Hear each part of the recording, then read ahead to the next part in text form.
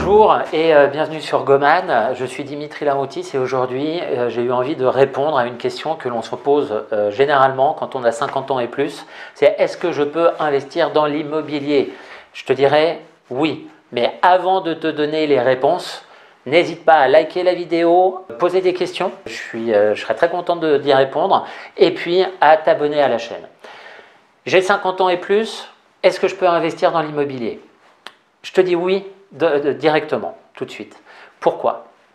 Tout simplement parce qu'aujourd'hui, il faut avoir conscience que les banques prêtent jusqu'à sur une durée de 20 ans. Tu as 50 ans, tu peux emprunter sur 20 ans, 70 ans. C'est-à-dire que globalement, l'emprunt doit se finir à l'âge de 70, voire 73 ans, mais pas au-delà.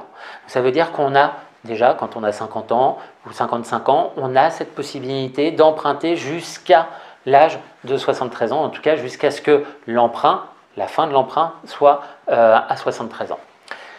Donc cette possibilité-là, toutes les personnes de 50 ans ont la possibilité d'investir dans l'immobilier. Le problème, c'est quand on a plutôt 55, 60, 65 ans. Est-ce qu'on peut investir dans l'immobilier?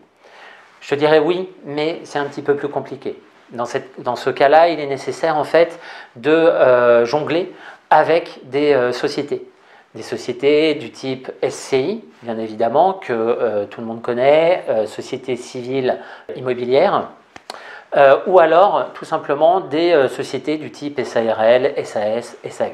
Ce sont des sociétés à part entière qui ont leur vie, en fait, qui sont propres, indépendamment des actionnaires. Donc, par exemple, si vous avez 60 ans, que vous voulez investir dans l'immobilier, vous voulez constituer un patrimoine, que vous voulez le faire éventuellement, pourquoi pas avec vos enfants, eh bien vous créez une société. Cette société empruntera en son nom, entre guillemets, en tant que société. C'est elle qui aura la charge de l'emprunt.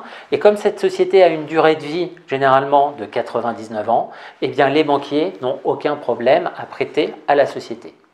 Parfois, il y a la nécessité malgré tout de mettre des garanties, c'est-à-dire que les banquiers vous demanderont éventuellement de vous porter caution par rapport à l'emprunt, mais dans le cadre d'une activité de location, généralement, les garanties sont limitées à la garantie liée au bien, c'est-à-dire que le bien a une valeur.